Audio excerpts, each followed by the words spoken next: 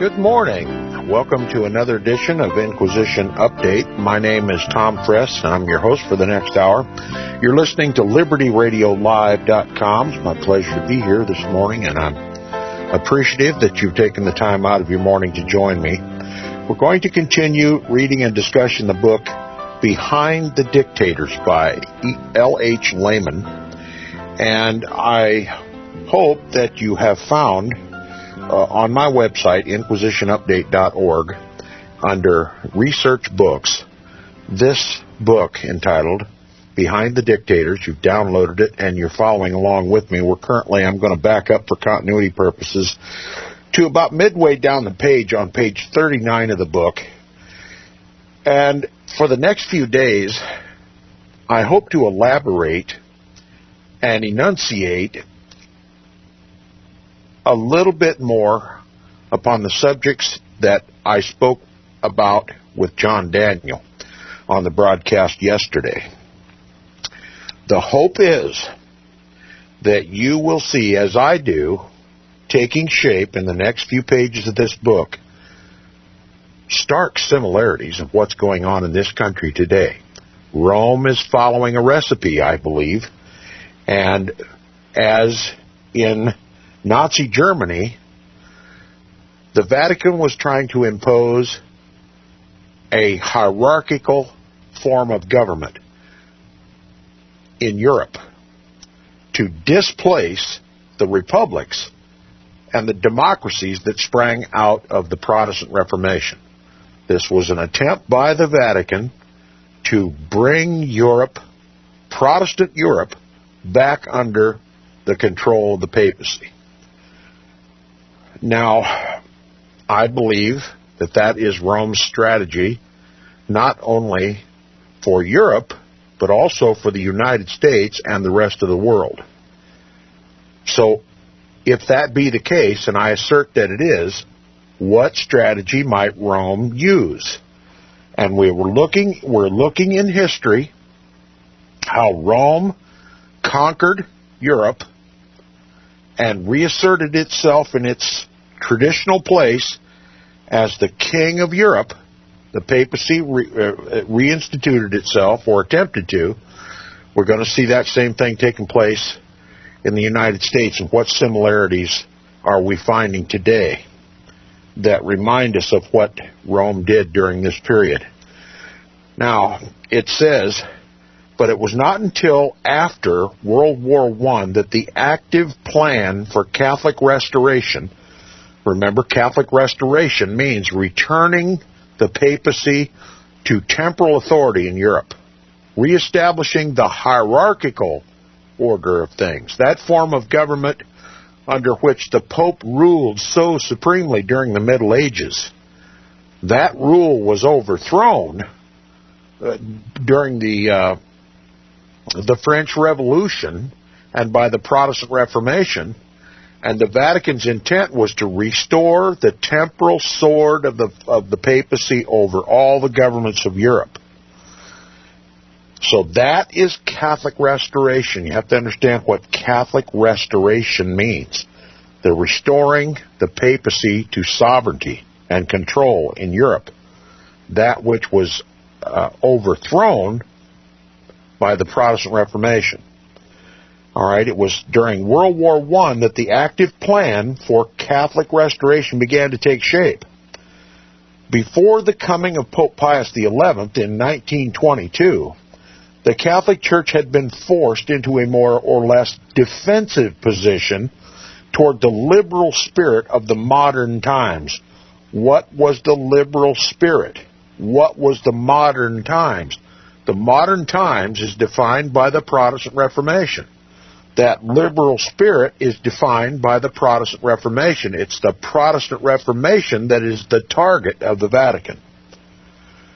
Now, but with the election of this admittedly pro-Jesuit, pro-fascist Pope, that is Pope Pius XI, Mussolini and Hitler also appeared on the scene, and in combination with them, the Catholic Church took the offensive. So it was Pope Pius IX, 1922, position that they were taking in the defensive. But now, during this period of Franco and Hitler and Pope Pius IX, this period of during the First World War and leading up to the Second World War, the Roman Catholic Church took the offensive. Okay, this is what basically characterizes the Second World War, when the Vatican departed from a defensive posture against the liberal Protestant attitudes of Europe and took an offensive posture, went on the offense, used Mussolini and Hitler and the other fascist dictators of Europe together with fascist Pope Pius XI to overthrow the Protestant Reformation and to restore the papal throne. All right. I hope this isn't too redundant for some people, but I'm estimating that a good portion of my listeners are just as ignorant about the Vatican's role in history, particularly that of World War II, as I was. I came from the watered-down government-sponsored schools, just like most of my listeners. And they didn't tell me about any of this stuff. So if I seem to be elementary and if I seem to be repetitious, it's for those listeners who are hearing this for the first time. It says, with the election of this admittedly pro-Jesuit, pro-fascist Pope, that's Pope Pius XI, Mussolini and Hitler also appeared on the scene, and in combination with them, the Roman Catholic Church took the offensive. The following from the historical work of Karl Boca, an ardent supporter of Catholic restoration, in other words, the overthrow of Protestantism, is to the point. He says, quote, "At this decisive moment, the Pope seized the reins and took into his hands the unified control of all fields of endeavor in which his predecessors had distinguished themselves." Now, who were his predecessors? Who are we referring to? His predecessors that existed prior to the Protestant Reformation.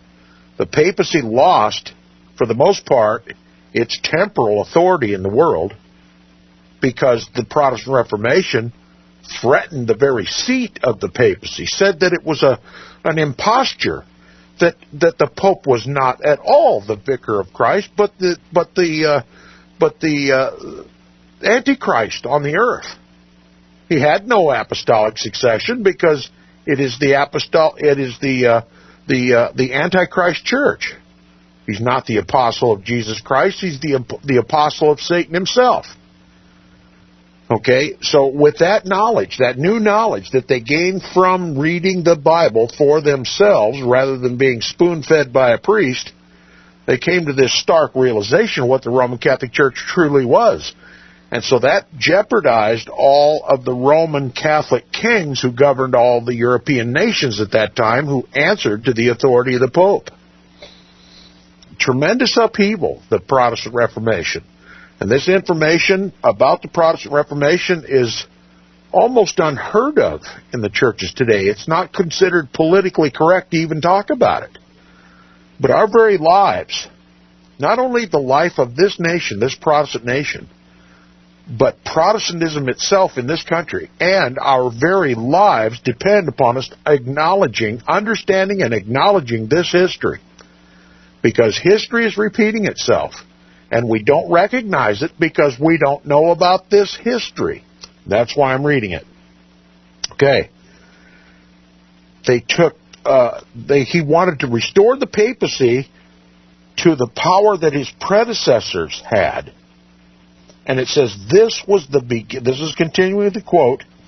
It says this was the beginning of Catholic action of far-reaching importance, of the entrance of the Roman Catholic Church into the fight, into the battle for moral and religious renovation, and for the reform of social institutions.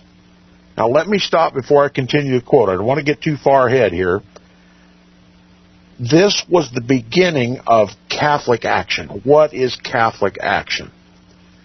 Catholic action is a term to describe a broad area of concern. But basically, it is the inspiration and utilization of the Catholic laity to take a proactive stand in society and to promote Roman Catholic teaching and doctrine and the hierarchical church, the hierarchical form of government, to restore the papacy's temporal throne in the world, and to put the kings of the earth back under subjection, back into the subjection of the papacy. All right? That is the Roman Catholic layman's organization in that regard. And that's why I say, and I legitimately say, that every Roman Catholic, in no matter what country they live, are a potential fifth column for the Pope. And look, if Roman Catholics, as they are taught from cradle to grave, that their salvation depends upon them being members of the Roman Catholic Church and supporting their church, the church militant, and that if they don't take up the sword for the papacy, they're heretical, and they're ipso facto excommunicated and damned. So there's a moral and spiritual obligation and motivation of every Roman Catholic, if he fully understands what his responsibilities are to Rome. First and foremost, whether he be an American, a Canadian, or a Mexican, or a European, or an Australian, if they comprehend what their role is in the Roman Catholic Church, they must first be Romans, Catholics, and defend their church against all opposition. All right, that makes them, by definition, expatriates. Their first loyalty is to the Pope and to Rome. Then what loyalty can they allow their own nations to have over their church state? None. All right. Now, some people are very, very apologetic to Roman Catholics. And I'm very apologetic to Roman Catholics in that, so much as that much of what I say is as much for the benefit of Roman Catholics as it is for Protestants. And this will become more and more apparent as we continue in this book. Because for the most part, Roman Catholics in this country don't realize that they're under just as much threat as Protestants are. They don't fully comprehend, and they reject the notion that the papacy considers them liberals, schismatics, heretics, because they've lived in a free society where the Pope is held at arm's length. And they've enjoyed the Protestant liberties in this Protestant republic. They've enjoyed the laws of this land that run directly contradictory, diametrically opposed to Roman Catholic law, Roman Catholic teaching, and Roman Catholic tradition. So Rome sees American Catholics, as liberal. And history and this book is going to show us how Rome acts toward liberal Catholics when push comes to shove. And it is this understanding that when Roman Catholics begin to understand this, many of them, it is my hope and my prayer that they will regard me as one of their best friends, because they don't realize what situation they're in regarding the papacy and what is about to happen in this country. Many of them think that if there's any purges to take place in this country, it'll be the rigid, Bible-believing, authorized King James Version Protestant heretics that will suffer. But no, history's going to show us that liberal Catholics have first to be put out of the way before the Roman Catholic Church can engage the more powerful element, those who carry the Bible. Okay, and this is history repeating itself, and this will become clear as we continue. All right, this was the beginning of Catholic action of far-reaching importance, of the entrance of the Roman Catholic Church into the fight, through Catholic action, I will add, into the battle for moral and religious renovation, and for the reform of social institutions. Now, continue with this line of thought. This is the obligation of every Roman Catholic laity, to enter the fight and to function to reform moral and religious aspects of society, and to reform social institutions to make them conform to that Roman Catholic social doctrine. They have an entire study on the social order, and this is backed up by encyclicals. I'll just name two of them, Rerum Novarum and Deus Domini, and even the latest one by Pope Benedict XVI, Caritas in Veritate, Charity and Truth.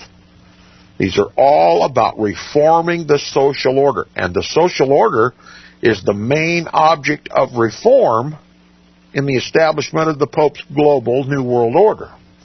So Catholic action is front and center, and that point was made in Benedict XVI encyclical Caritas in Veritate, where he called all Roman Catholic laymen to use their occupations and their avocations to promote Roman Catholic doctrine and teaching, and to strengthen the position of the Roman Catholic Church in the various lands in which they live.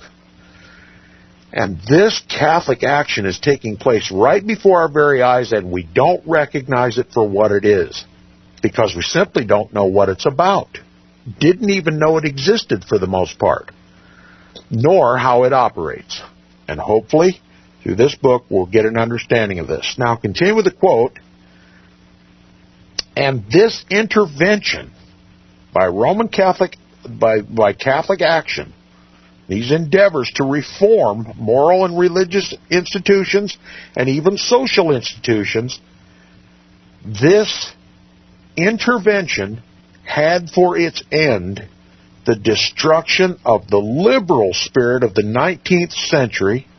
What was the liberal spirit of the 19th century? The Protestant Reformation. And it continues, and the triumph of the Christian idea. The triumph of the Christian idea. So what do you get from this? That Protestantism isn't Christian. And that Roman Catholicism is. And not liberal Catholicism, but the form of Catholicism that Adolf Hitler tried to impose upon Europe, Jesuit Catholicism, hierarchical, Holy Mother Church. And that's what's going to happen in this country through Catholic action. Each individual Roman Catholic is a warrior for the Pope. And they operate in every sphere of our society. And they hold this directive, this initiative, secret in their hearts. And Protestants are completely unaware of it. It exists as much or more today in this country than it did in Europe during the Nazi Germany period. Catholic action. Know what it is. Know how to recognize it. You have to understand a little bit about Roman Catholic canon law. You have to understand your Bible, and with the knowledge of the Scriptures and God's holy law, then you can understand, by contrast, that Roman Catholic canon law and Roman Catholic tradition and Roman Catholic hierarchical government runs diametrically counter to God's holy law. It replaces God's holy law.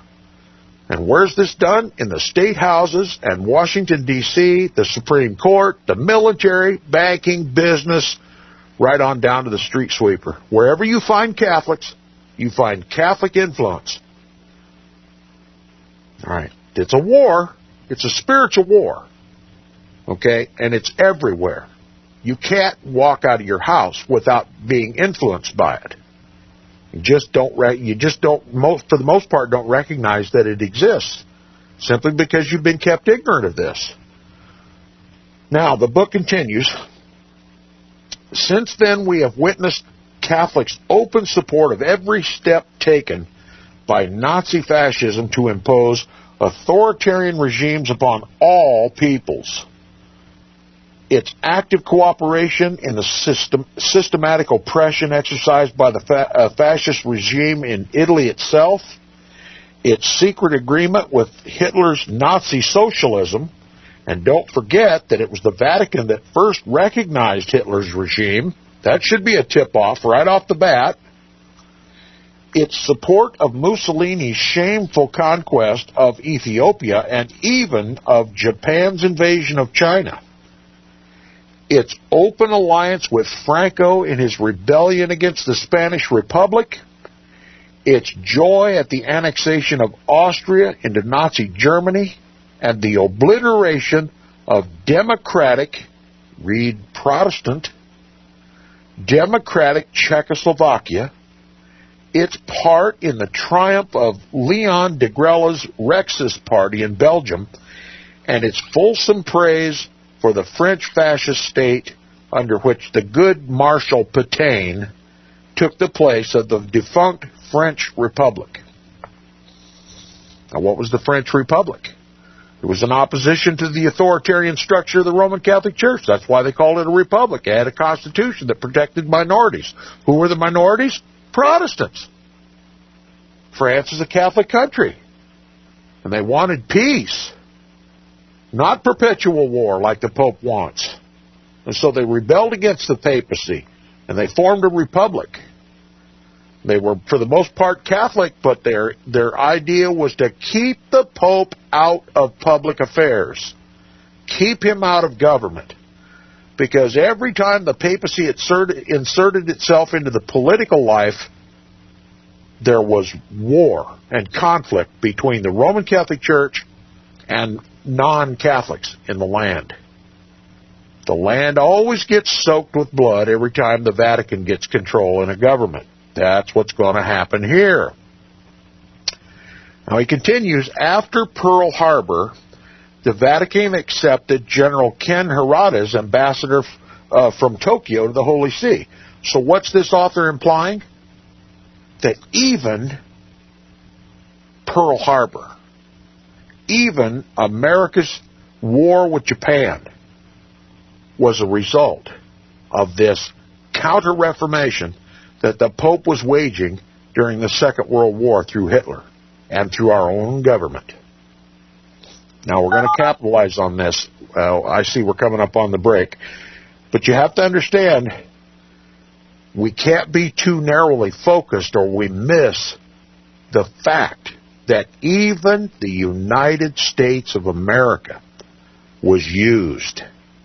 Unbeknownst to the American people, the United States was used to help this counter-reformation and the strengthening of the Pope's position, not only in Europe, but the whole world. And if you think that has changed, you're sadly mistaken. I had initially thought to continue reading and making some further points, but I think it best, at least for now, to make some more points about what we've just read, linking what happened during the Second World War to what's happening today, because that's really what's important in this discussion. Now look at the changes that took place prior to and during the Second World War. We've just discussed them. We witnessed Catholicism's open support for every step taken by the Nazi fascists to impose authoritarian regimes upon all people, and here's how they did it.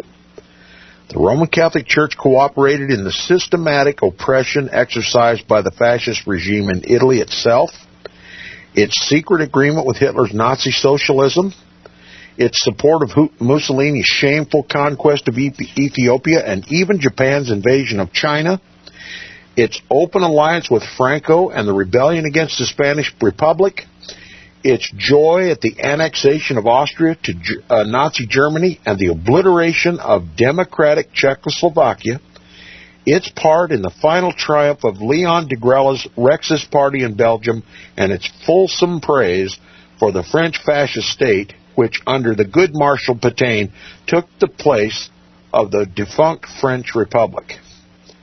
And it says, after Pearl Harbor, the Vatican accepted General Ken Harada as the ambassador to Tokyo to the Holy See. Roman influence through its whole thing. And what is it? Regime change. Government changes. Manipulation in politics. War. That's how Rome achieves her end. Always by war. And what do we see today? War. Regime change.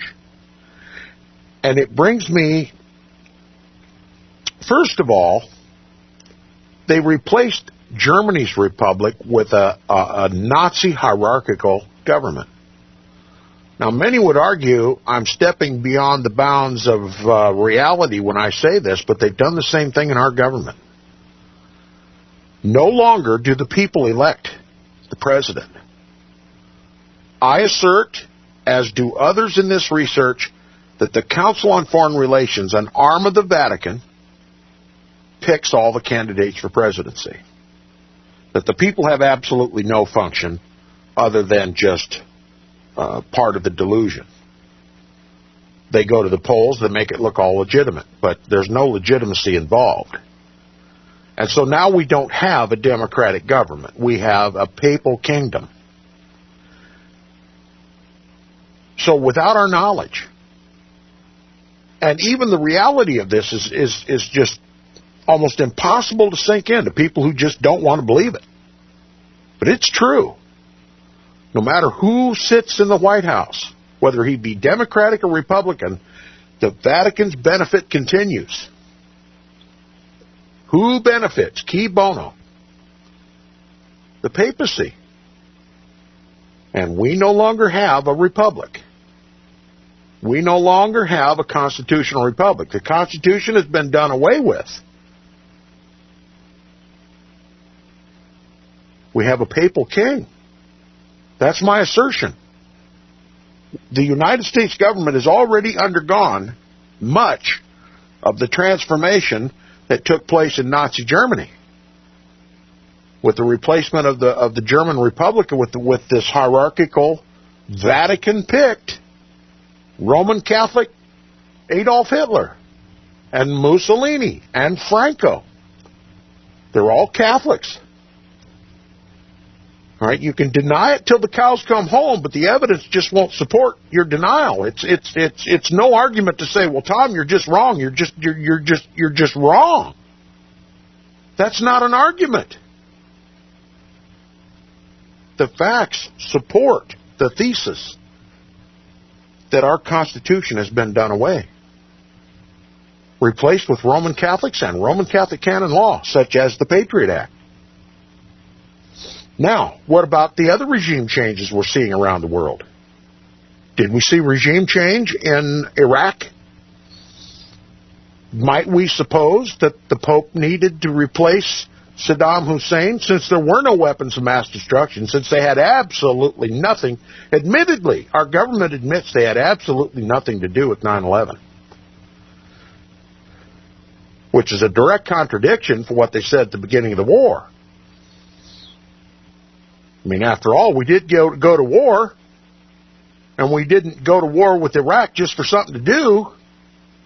We went there because the assertion was made Saddam Hussein was supporting terrorist organizations around the world, and he was ultimately responsible for 9/11. Besides, they had weapons of mass destruction, none of which have ever materialized. And the government is simply, George W. Bush, I'll have a video on my website where George W. Bush mocks looking under the podium while he was giving a speech. No, No weapons of mass destruction there. And then he looks over here. Nope, no weapons of mass destruction there. And he did it in front of the press. And I saw the camera divert to some of the reaction of the press members who were in attendance at that feast, that speech. And they laughed heartily until they realized what he was doing. That he had called this country to war under false pretenses. And that thousands of Americans died, not to mention the potentially millions that died in Iraq. Very sobering, the brazen audacity of the Roman Catholic Church and her Roman Catholic minions in the White House. And we're just loath to accept the truth because we just won't accept that this kind of diabolical government could possibly be our government. But it's the truth. History attests to the truth. Now, what other regime changes are we seeing? Currently, everybody's all abuzz about what's going on in Egypt right now. Let me tell you something about history of Egypt. Now, I'm not an expert on Egyptian history, but I know one thing. Mubarak's predecessor was Sadat. He went to war with Israel in the 67 Six-Day War. And Israel trounced them. Okay? That's believed all over the world to be divine providence. That God intervened. And little tiny Israel defeated the whole entire Muslim world.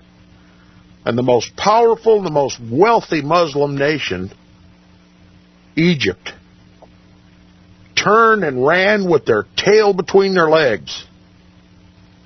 And they took Temple Mount. The Jews got Temple Mount. They won Jerusalem in the battle. And since then, Sadat signed a peace treaty, a non-aggression pact with Israel. Is that what Rome wants? Have you been paying attention to Inquisition Update? Do you know anything about the futurist interpretation of Bible prophecy that I focus on all the time? That Rome is trying to refulfill her version, her interpretation of Daniel chapter 9, verse 24 through 27, particularly verse 27. That passage was completely fulfilled by Christ 2,000 years ago. There's no future 70th week. There's no 7 years of tribulation. But that's not what Rome wants us to believe. Rome says, no, the 70th week is separated by 2,000 years, and it'll be fulfilled at the end of time. And you've heard the story. You've heard me talk about this before. So, if Rome's going to refulfill since it's already been fulfilled, it must be refulfilled if it's ever going to be fulfilled again, right? We're confused already? I'll tell you what, it is confusing. But through the First, Second, and the current Third World War, Rome established the nation-state of Israel. And now there's all this talk about building a temple and a proposed peace treaty, a 7-year peace treaty that will be reevaluated after 3.5 years midterm. And then the Antichrist, of course, then will be revealed. Everybody will know who it is. The whole purpose of which is to hide the very fact that the Pope is the Antichrist. Now, to fulfill all this stuff, in the current nation-state of Israel, which has been literally cut in half by Palestinians, Muslims, who have sought with support from the United States government opposition to this nation-state of Israel. And have fomented a perpetual state of war that every little Jew in Israel worries about some mortar or some rocket being fired into his kibbutz and blowing him to smithereens. Subjecting these Jews, who Rome is responsible for bringing them to Israel in the first place. Rome is responsible for the creation of the nation-state of Israel. Putting those Jews who they couldn't finish off during the Second World War, during the Holocaust, making them live in a state of perpetual war to wear them out. But it just so happens that the Palestinians have been kind of tired of war themselves. Not a lot going on. And Rome's ready to get on about her business of fulfilling this 70th week of Daniel. And the perpetual war environment that they've created for the Jews in Israel is kind of petering out. So they got to get rid of this peace-loving regime in Egypt. After the 67 war, Sadat signed a non-aggression treaty with Israel, and for the most part has been peaceful with Israel. And Mubarak has just perpetuated that state of peace. Now we leave all the other economic and all the other corruption and all of this for other discussions. But for the Vatican's purpose, since all the other efforts to maintain an environment of war in Israel has kind of waned, it is my suggestion that we're talking about a regime change in Egypt to replace the Sadat Mubarak peace-loving regime with an anti-Israel regime. The Muslim Brotherhood. And we're going to see tensions rise in the Middle East when that regime change takes place. This is the same strategy that the Vatican used in preparation for the Second World War. Replacing peace-loving democratic republics, Protestant democratic republics, with authoritarian, top-down, Nazi-style, Vatican-influenced governments. And that's what we're seeing today all over the world, in the United States also. Not just Iran, not just Egypt, but in the United States as well. And what's the target? It's Israel, man. The Vatican is bringing to bear all the powers of earth against Israel. The target is to either convert the Jews to Catholicism or die. That's the ultimatum that Rome has made forever. Convert or die. And that's going to be the strategy right here in the United States of America, too. When we're done fighting all of our papal proxy wars, then we're going to start purging this country of heretics and liberals, just like they did in Nazi Germany. And I'd hope to get into that portion of this book today, but the comments made about Egypt right now and Iran and the Palestinians with regard to the war environment that the Vatican seeks to maintain in Israel, I thought was more important. So with that having been said, I think I'll continue now. Remember all these changes that were made all over Europe, replacing democratic republics, Protestant democratic republics, with authoritarian, dictatorial, fascist dictators, or those that would capitulate to Hitler. Now it says the full account of events in Germany from 1918 till the rise of Hitler to power has yet to be written. Remember, this book was written in 1942. But it cannot be denied that they were cleverly maneuvered to their outcome by the machinations of Jesuit diplomacy. So this author is plainly telling us that all of these regime changes that took place prior to and during the Second World War were as a direct result of Jesuit diplomacy. And we're going to see the same effect today. And where is that Jesuit diplomacy exercised in the world from the United States? The White House and the Secretary of State. Jesuit diplomacy. And I believe the United States is as much responsible for the upheaval in Egypt as the corrupt Egyptians themselves. Because Rome is operating and manipulating the events in Israel through the United States. The United States has become a proxy, a diplomatic proxy for the Vatican.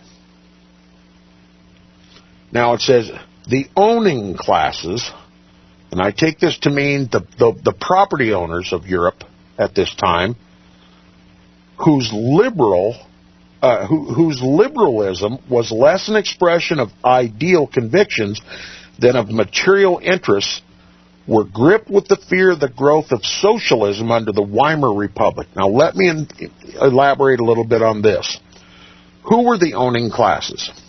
Well, for the purposes of this discussion, you need to understand that during the Protestant Reformation and the upheaval that took place all over Europe, the replacement of the papal kings with democratically elected governments,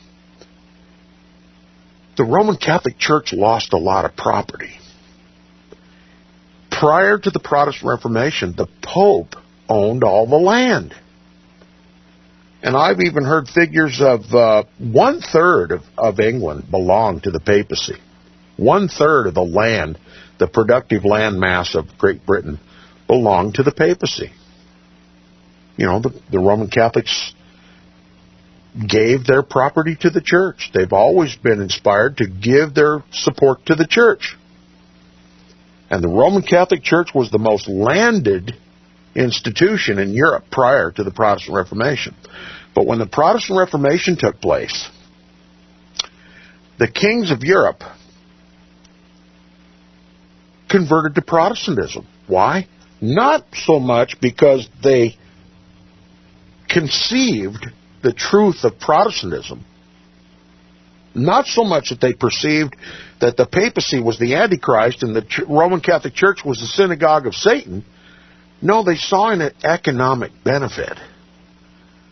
That if they professed Protestantism and shook off the authoritarian structure of the Roman Catholic Church, they threw off the authority of the Pope to run their governments, then they had justification to take back all the land that previously served the papacy, which vastly improved each nation's economic health. So these were the landed classes. These were the owning classes, and the Vatican regarded them as liberal, heretic, and schismatic. Not only for their phony, some were genuine, of course, but for the most part, their profession of Protestantism was aimed toward an economic end rather than a spiritual or religious end. And the Vatican regarded them as liberal. Liberal. Because conservatism in the eyes of the Vatican is those who submit to the authority of the papacy, the vicar of Christ, the replacement of God on earth. So the Protestant Reformation completely changed, and land changed hands. They literally took the land back from the papacy and put it back into productive use for the various nations. Okay, the owning classes, and this is who they're talking about, whose liberalism was less an expression of ideal convictions, as I've already pointed out, than of material interests, were gripped. They were gripped with the fear of the growing socialism under the Weimar Republic. All right, the Weimar Republic was socialist. That's a top-down form of government, a government more conducive to the hierarchical ideal that the Roman Catholic Church wanted to reinstitute. All right? And it says, by clever propaganda, here we get the Jesuits again. Excuse me. By clever propaganda, Roman Catholic forces succeeded in convincing them that a hierarchical church was their best protection against the attacks of the lower classes. So even these even these socialists, or even these, where's the term, these liberals who were afraid of this social order under the Weimar Republic were taught that it was better to go under the hierarchical church, that the hierarchical church form of government was a lesser evil, is what I'm trying to say. All right? Look how they co-opted these people. And it says, on the other hand, they used the anti-liberalism of German socialists to prove to these latter that political Catholicism and socialist movement both let me read this again. On the other hand, they used the anti-liberalism of German socialists to prove to these latter that political Catholicism and the socialist movement, both opponents of this liberalism, could form a solid basis for common action in the domain of political action. All right? And it says the coalition between the Social Democrats and the Catholic Center Party was the result of this maneuver. So they drove the Social Democrats into toward the Roman Catholic Center Party. This is how they did it. And that was the result of this Jesuit diplomacy. The Social Democrats in Germany united with the Center Party, the Catholic Center Party. In reality, it was an unconscious submission of the former, that is, the Social Democrats, to Jesuit Catholicism, which was thus enabled to use Catholic Democratic politicians, those politicians of the Social Democrats, and the anti-Jesuits for its own ends. So they co-opted their opposition, put them in, give them the lesser of the two evils, and they literally co-opted them. Now, this is exactly what has happened since Vatican Council II. We've been given this fear of liberalism and atheism as a justification and a choice of the choice of the lesser of two evils to join with the Roman Catholic Church. Do you see what I'm saying? The ecumenical movement using atheism and secularism and humanism as the great threat to Christianity. That was what Vatican Council II was all about. Atheism and secular humanism was the great big boogeyman. And so given the lesser of two evils, the evangelicals joined the ecumenical movement to reunite the Roman Catholic Church. And now we have completely destroyed Protestantism in the country. Now it's the Roman Catholic Church. They have co-opted all the power of the Protestant churches to now serve papal ends in this country. That is the real horror of the ecumenical movement. It's a fulfillment of what they did and what we've just read between the Social Democrats and the Catholic Center Party in Germany. And it has worked. And what could happen next? We'll talk about that tomorrow on Inquisition Update. Thanks for listening.